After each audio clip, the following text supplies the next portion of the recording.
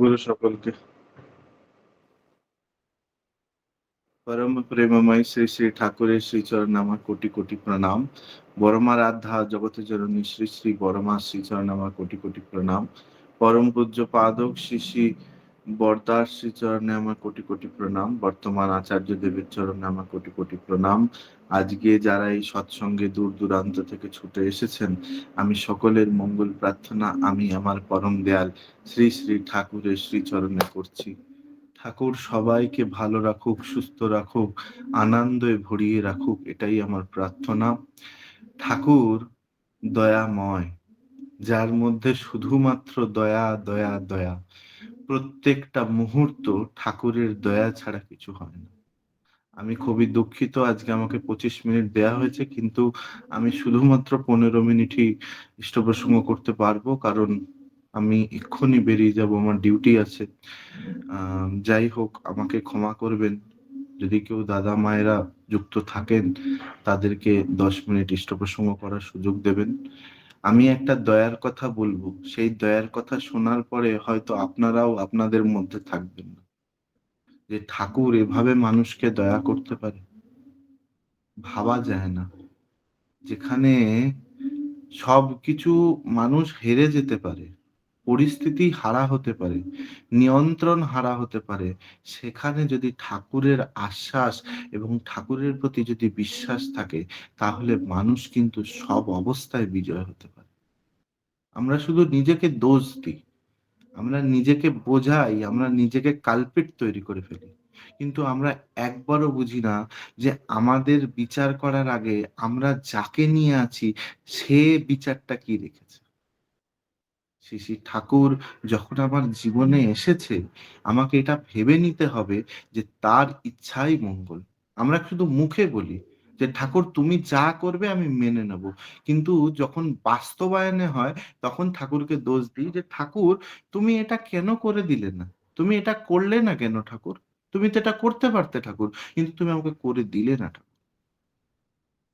আমি কিছুদিন আগে 16 তারিখে কিছু কাজের জন্য রায়পুর গেছিলাম।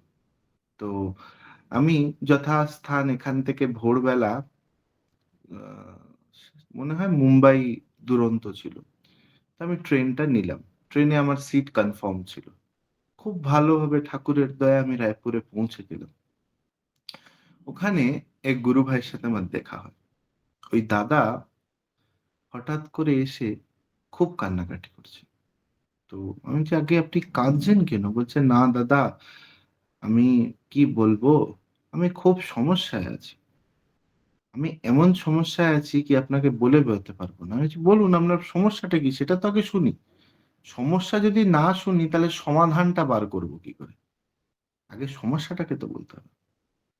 বলছে না দাদা, আমাকে উম, একটা আমার স্ত্রী তার বাচ্চা হবে, তো সেই বাচ্চা হওয়ার জন্য আমি রিপোর্ট করেছিলাম, কিন্তু রিপোর্টে আমার ইউএসজি রিপোর্টে এসছে যে বাচ্চা হওয়ার পরে বাচ্চার নাকি এপিগ্যাস্ট্রিক হার্নিয়া আছে, সেটা পুরো থোরাক্সে চলে গিয়ে, মানে একটা মেডিকেল কন্ডিশন গিয়ে এই বাচ্চাটাকে মানে ডেলিভারি হওয়ার সঙ্গে সঙ্গে অপারেশন করে নিতে হবে, না হলে বাচ্চাকে বাঁচানো যাবে। রিপোর্ট পত্র দেখলাম, স্টেশনে দাঁড়িয়ে দাঁড়িয়ে আমি সব দেখছি, দেখে বললাম হ্যাঁ এটা তো ঠিকই বলেছে, রিপোর্টটা তো এরকমই, যে বাচ্চার ডেলিভারি হবে, হয়ে যাওয়ার পরেই এটাকে আপনাকে অপারেশন করতে হবে বাচ্চার, না হলে বাচ্চাকে বাঁচানো যাবে না, কারণ ফুড পাইপ নিচের থেকে নাবেনি, পুরো হার্নিয়া ওটাকে বন্ধ করে রেখে দিয়েছে। বলছে এইটুকুনি বাচ্চার অপারেশন করা যায়?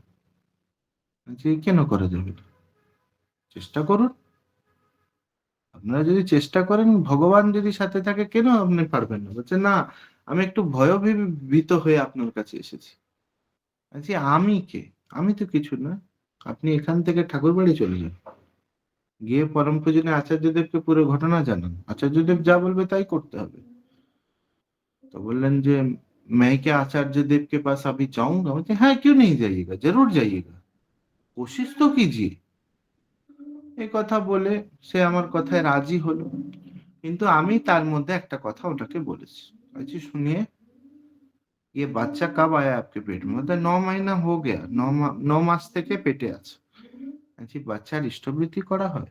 বলছে না दादा, बच्चा का तो इष्टवृत्ति नहीं करते हैं। बच्चा का इष्टवृत्ति नहीं करते हैं और बच्चा को इतना बड़ा कॉन्जेनेंटल प्रॉब्लम है, बच्चा बचेगा कैसे? कैसे बचेगा बच्चा? आप तो इष्टवृत्ति ही नहीं करते। हाँ ये बात तो सही बोले दादा, किसी ने तो बोला नहीं इष्टवृत्ति करने के लिए, বা ऐसा कुछ तो किसी ने नहीं बोला दादा। मैंने कोई बोलेगा आपको, आपका अच्छा कर्म किसी को आपको सिखा देगा? अच्छा कर्म तो खुद आपको सीखना पड़ेगा। বলছে হ্যাঁ দাদা ঠিক হ্যাঁ, हम आज से ही इष्टवृत्ति करेंगे। ভালো কথা। তিনি ইষ্টবৃত্তি করতে শুরু করলেন তার পরের দিন থেকে। তারপর আর কোনো যোগাযোগ নেই। তো আমি আমার কাজ শেষ করে 17th এর নাইটে রায়পুর টু কলকাতা আমার একটা ট্রেন ছিল। তার দয়া মানুষকে কিভাবে কি করতে পারে। আমি যখন 5টা 30 মিনিটে স্টেশনে পৌঁছালাম রায়পুরে, আমার ট্রেন হচ্ছে সাড়ে আটটায়, না সাড়ে আটটা না, 11:30। আমি যখন স্টেশনে পৌঁছালাম, পৌঁছাতে পৌঁছাতে আমার মোবাইলে message pi, your ticket had been cancelled. আমার টিকিট নাকি ক্যান্সেল হয়ে গেছে। সঙ্গে সঙ্গে আমি দেখছি ট্রেন তো শিডিউলে আছে, মানে ট্রেন চলছে, আমার টিকিট ক্যান্সেল হয়ে গেছে। দেখলাম ওয়েটিং লিস্ট 1 ছিল, আমার কনফার্ম হয়নি, টিকিট ক্যান্সেল হয়ে গেছে। আমার মাথায় হাত। এবার আমি বাড়ি যাব কি করে? এত মানে এত ঠান্ডা, তার সাথে সাথে এই রাতের বেলায় এখানে এসে জানতে পারছি আমার ট্রেন টিকিট ক্যান্সেল। এবং শুধু ওটা নয়, আমার পুরো কানেক্টিং ট্রেন, আমি ওই দিন রাতে যদি ট্রেন না ধরি, মানে পরের দিন ভোরবেলা না পৌঁছাই, সন্ধেবেলা আমার আবার ঠাকুরবাড়ি যাওয়ার প্ল্যান, টিকিট কাটা। আমি করবোটা কি? আমাকে নেবেই দেওঘর ছুটতে হবে। তো আমি কি করলাম, আমি বললাম যা হবে হবে, একটা চালু টিকিট কেটে ট্রেনে উঠে পড়ি। আমি ঠিক তেমনই করলাম, একটা চালু টিকিট কাটলাম। কেটে আমার যে এসির টিকিট কাটা ছিল, আমি এসির সামনেই দাঁড়িয়ে আছি, যে যা হবে টিটিকে ধরে টাকা পয়সা দিয়ে ট্রেনে উঠে পড়ি। যখন ট্রেনে উঠবো, আমি ট্রেনের অবস্থা দেখে আমার মাথা খারাপ হয়ে গেছে। এত ভিড়, এত ভিড়, এত ভিড়, মানে এত রাশ ট্রেনে কিছু বলার নেই। আমি ভাবছি যে এসিতে উঠবো, আমাকে যদি এসি থেকে নামিয়ে দেয়, আমি যদি টিটি ধরে আমাকে ফাইন টাইন তো করবে, সেটা আলাদা কথা, কিন্তু যদি আমাকে নামিয়ে দেয়, না, উঠবো না, এসিতে উঠবো না, থাক। আমি ঠাকুরকে বলছি, ঠাকুর এ কি তোমার লীলা ঠাকুর, এই ঠান্ডার দিনে এত কষ্ট, আমি কি করে কলকাতা পৌঁছাবো ঠাকুর? এমন কি ভুল করলাম ঠাকুর, কি তার শাস্তি আমাকে এটা পেতে হচ্ছে ঠাকুর? এই কথাই বলছি। বলে আমি ঠিক টুকটুক করে হাঁটতে হাঁটতে ট্রেনের একদম স্টার্টিং এ চলে গেছি। ট্রেন তখনও ঢুকিনি। স্টার্টিং এ যখন গিয়ে দাঁড়িয়েছি, ট্রেন ঢুকছে, ঢোকার পর ট্রেন থামলো। থামার সঙ্গে সঙ্গে ওই যে ইন্টারচেঞ্জ হয়, ওখান থেকে সব জিনিসপত্র কম্পার্টমেন্ট থেকে, তারপরে ড্রাইভার দেখছি, যিনি আর কি ট্রেন ড্রাইভ করে নিয়ে এলেন ওখানে, ওর মধ্যে একজন আমার বন্ধু ছিলেন। আমি তাকে বলছি, এই কি রে, ভালো আছিস? এই তুই এখানে, এতদিন পর তোকে দেখলাম। আমি বলছি যে দেখ না, আমি এসছিলাম রায়পুরে, একটা কাজে এসছি, কিন্তু আজকে ফিরে যাবো, আমার টিকিটটা কনফার্ম হয়নি, কি করি বলতো? তুই চিন্তা করছিস কেন? আমি তো আছি, আমি কলকাতা অব্দি তো যাবো, তুই কি সামনে বসে যাবি বল, আমি তোকে ব্যবস্থা করি। না না না, আমি ওই এটাই নেই। সে তাহলে একটা কাজ কর, তুই হ্যান্ডিক্যাপে উঠে পড়। বলছি হ্যান্ডিক্যাপে উঠবো? বলছে হ্যাঁ ওঠ না তুই, আমি বলছি তো, আমি তো আছি তোর সাথে। বলছি যে কিছু বলবে না, ধরবে না? ভয় লাগছে, ভুল কাজ কি করে করো, ভুল তো করতে পারি না, না ভুল করলেই তো ভয়টা লাগছে। বলছে না না না, কিছু হবে না, তুই ওঠ না, ওঠ না তুই ওঠ। তো আমি বললাম ঠিক আছে, আমি যাচ্ছি, আমি যাচ্ছি, আমি আমি আমি যাচ্ছি। উঠলাম, উঠে আমি বসার সিট পেয়ে গেছি। আমি ঠাকুরকে বলছি, হে প্রিয় পরম, ওখানে দাঁড়িয়ে দাঁড়িয়ে যাবো বলে এসিতে তুমি এখানে ভাগিয়ে দিলে আমাকে। আর এখানে ভাগিয়ে তুমি ওর সাথে আমার পরিচয় করিয়ে দিলে। আচ্ছা ঠাকুর, তোমার দয়া তো এরকম হয় আমি তো জানি। ভালো হয়েছে আমার এখানে এসে যদি আমি রক্ষা পাই। যখন উঠেছি রায়পুর থেকে বিলাসপুর এলাম, যখন বিলাসপুরে এসে দেখছি টিটি উঠেছে। এই টিকিট দিখাও, টিকিট দিখাও, টিকিট দিখাও। আপ হ্যান্ডিক্যাপ হে, আপ হ্যান্ডিক্যাপ হে, আপ হ্যান্ডিক্যাপ হে। এবার তো আমার জান ধুক ধুক করছে। কি হবে ঠাকুর, এ কি হবে ঠাকুর, এ তো বসে আছি তাও তাড়ি দেবে। সবাইকে ধরে ধরে 625 টাকা করে ফাইন করছে। 625 টাকা দাও, 625 টাকা দাও, 625 টাকা দাও। আপ হ্যান্ডিক্যাপ মে কি উঠে, কি উঠে, কি উঠে। আমি ঠাকুরকে বলছি, ঠাকুর এই কি অবস্থা, ঠাকুর কি হবে, এক তো টিকিট ক্যান্সেল হয়ে গেল, তারপরে এখানে এসে এরকম কাণ্ড। আমি ফাইন দিতে রাজি আছি ঠাকুর, কিন্তু নামিয়ে দিলে আমি যাব কি করে কলকাতা ঠাকুর। আবার তো তোমার কাছে যাওয়ার আছে আমার। এ কথা বলছি আর মনে ভাবছি।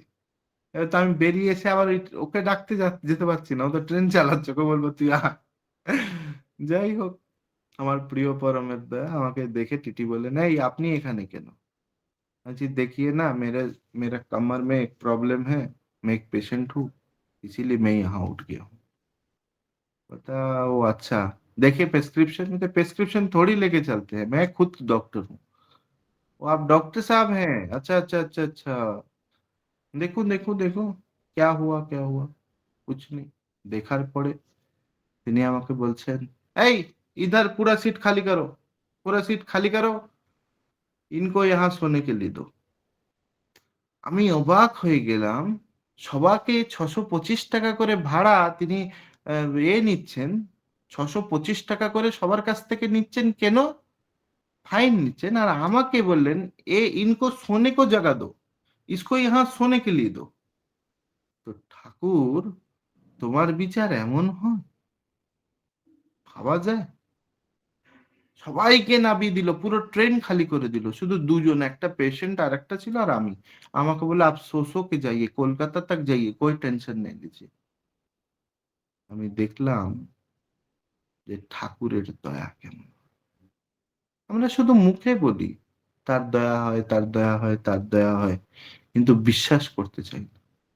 কিন্তু সেদিন বুঝেছিলাম, আবারও বুঝেছিলাম, যে প্রত্যেক মুহূর্তে আমার প্রিয় পরম যে আমার উপরে নজর রেখেছে, প্রত্যেক মুহূর্তে যে আমার প্রিয় পরম আমার সাথে আছে, এটাই আমি বুঝতে পেরেছি।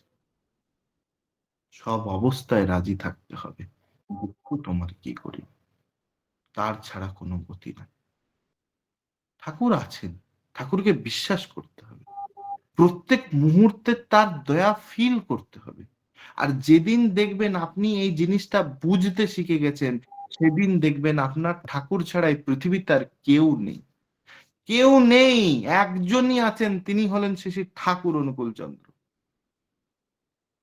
যখন আমি ফিরে যাচ্ছি, সেই দাদা আমাকে ফোন করেছেন, दादा हम लोग देवघर आ गए हैं, आचार्य देव को निवेदन किए हैं, दादा ने बोला है कि ठाकुर जी हैं, अपना कार्य करो। গত পরশুদিন তার একটা ছেলে সন্তান হয়েছে। বলছে दादा, वो लड़का होने के बाद ना, जब यूएसजी किया, यूएसजी करके देख रहा है वो बच्चा नॉर्मल है, उसका कोई ऑपरेशन नहीं लगेगा। কি করে সম্ভব, কি করে সম্ভব বলুন তো, কি করে সম্ভব। একটা মানুষকে বলছে কিছুদিন আগে অপারেশন করতে, তারপর বলছে এ হয়েছে, তারপরে বলছে যে আর অপারেশন লাগবে না। আমি নিজের চোখে রিপোর্ট দেখেছি, ওখানে হাইটাস হার্নিয়া ছিল, পুরো হার্নিয়া ওর অ্যাবডোমেনে খুলে গেছিল, ওর মৃত্যু ছাড়া কোনো পথ ছিল না। তাহলে সে হার্নিয়া গেল কোথায়? তাহলে ঠাকুরের দয়া এটা, প্রিয় পরমের দয়া এটা। কি করে ভুলে যাব যে তার দয়া জীবনে হয় না। প্রত্যেক মুহূর্তে মনে রাখতে হবে, তার দয়া ছাড়া একটা গাছের পাতা নড়ে না, আর এত কিছু এই বিশ্ব ব্রহ্মাণ্ডে হয়ে যাচ্ছে, সেটা তিনি জানেন না? নিশ্চয়ই তিনি জানেন। তার দয়া আছে, তার দয়া মানুষ জীবনে আছে। এই আমার মাসির সাথে পরশুদিন দেখা হলো দেওঘরে। মাসি বলছে, দেখ বাবাই, ঠাকুর কি দয়া করলেন দেখেছিস? অপারেশন করব না করছিলাম, পা ভাঙিয়ে ঘরে বসিয়ে দিল। এটাও ঠাকুরের দয়া। বলছি, মাসি তুই কি বলিস, এই ঠাকুরের দয়া এটা? বলছে, হ্যাঁ, ঠাকুর না পা ভাঙতেন না আমি ঘরে বসতাম, আমি তো চঞ্চল হয়ে চারিদিকে ঘুরে বেড়াচ্ছি, তাই ঠাকুর জেনে বুঝে পা ভেঙে দিয়েছে। এটাতেই আমার মঙ্গল ছিল, তাই আমাকে ভেঙে বসিয়ে দিয়েছে। আমরা চেষ্টা করি যেখানে মানুষের দোষ সেই জায়গায় ঢুকে গিয়ে সেই দোষটাকে খুঁজে বার করার, কিন্তু আমরা চেষ্টা করি না সেই মানুষেরই ভালো অঙ্ক আছে সেই ভালো জিনিসটাকে নিয়ে। আমার আচার্যদেব বলেন, একটা মানুষের দোষ দেখার দরকার নেই, যে দোষী হতেই পারে, তার ভালোটা দেখো, সে তার মধ্যে কতটুকু পজিটিভ আছে, সেই পজিটিভনেসটা নিয়ে নিজের জীবনে এগিয়ে যাও। প্রিয় পরমকে ভালোবাসো, প্রিয় পরমকে মাথায় নিয়ে চলো, এবং শুধুমাত্র প্রিয় পরম ছাড়ার কোনো পথ নেই, কোনো পথ নেই। আমি এখানে বিরাম করলাম। ভালো থাকবেন, সুস্থ থাকবেন, পরম পিতাকে মাথায় নিয়ে চলবেন। আমি খুব দুঃখিত, আমি খুব কম সময় এখন নেব, যতগুলো ইষ্ট প্রসঙ্গ করব, কারণ ডিউটিতে থাকতে কালীন আমাকে ডিউটিটাই তো করতে হবে, এটাই আমার কর্ম। তার সাথে ঠাকুরের কাজ করতে হবে, এটাই আমার কাজ। ভালো থাকবেন, সুস্থ থাকবেন। জয় গুরু, বন্দে পুরুষোত্তম।